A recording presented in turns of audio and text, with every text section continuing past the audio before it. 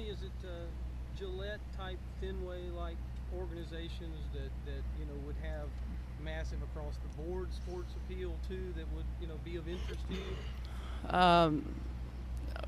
There's no offer that is unappealing right now. I mean, right now we're just looking at everything that's come along. It's it wouldn't hurt my feelings. I mean, it's kind of cool, the Roush Fenway deal. I mean, it'd be nice to say, hey, I want to go to the ball game tonight, and know that guy's a part of our racing program too. But that's not necessarily what this is about. I mean, it's like I say, it's really early to get much deeper than what we've already discussed. Is the homework and the due diligence that you talk about, how daunting of a task is that, to have to know you've got all this to go through in the next? Well, I guess you can look at it two ways, and I guess you can look at it as it's going to be a lot of headaches, and for the people that are closest around me, it's going to be a lot of stressful nights and a lot of headaches. But at the same time, like I said, I'm really excited about it. I mean, I'm excited because I'm flattered about the opportunities that are being presented, and I think that excitement outweighs the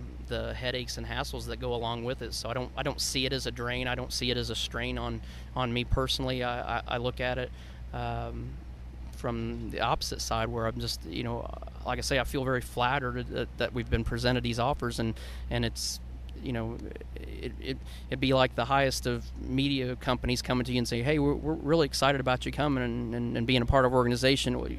I never thought that would happen, so you can't say it won't happen for you. I mean, you don't know. I mean, tomorrow you might get that phone call, and then the day after that you might get a phone call from somebody else that's a parallel company to them. I mean, that's how it's happened for us.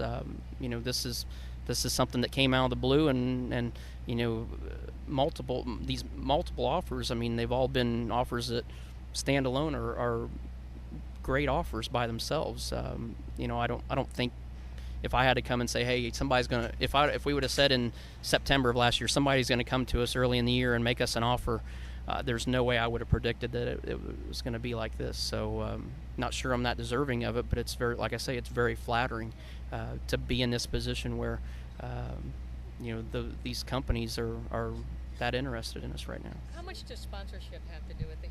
It's not just the driver. It's a lot of times tied in with a sponsor, and that's a big part of it too, because that relates to money and who can afford you and what kind of program you'd be put in, and whether they could sponsor a team that you could really make to win. Yeah, but we're putting the cart before the horse too. So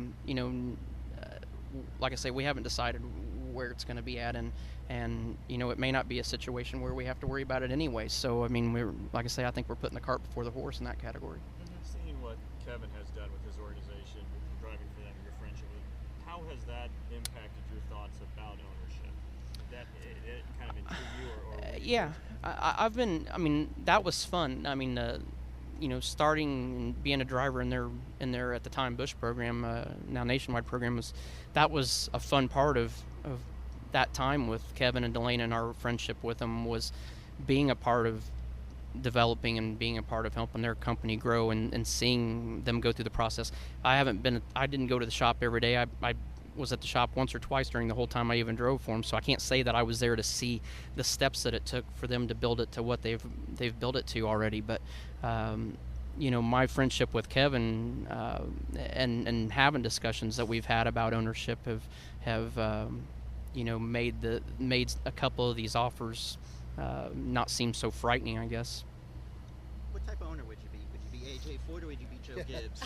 I don't know. I think you need to go ask the Outlaw guys and the USAC guys right now, because I've been, it's not a new deal to me. I mean, I've been a World of Outlaws team owner since 2001, and I think 2002 is when we started the USAC program. So I wish you'd call those guys, because I'm kind of curious what kind of car owner they think I am too, in all honesty. But I mean, I think I think the biggest thing I've learned from Joe Gibbs as a car owner, and what I've tried to apply to my teams, is put the right people in the right positions and let them do their jobs. I don't, my specialty is driving. I mean, I'm not somebody that goes to the shop and says, do this, and this is going to be successful. I try to give our teams the right resources and try to get the right people to do the right jobs, and put the right people in place and let them do what they do best. And when you hire somebody to do those jobs, you let them do what they're hired to do, and look for the results to come from it. Folks, we do need to wrap up. Roger is getting ready to close. Thank you. Appreciate it. Thanks, man. Thank you for taking the time. Thank you. By the way,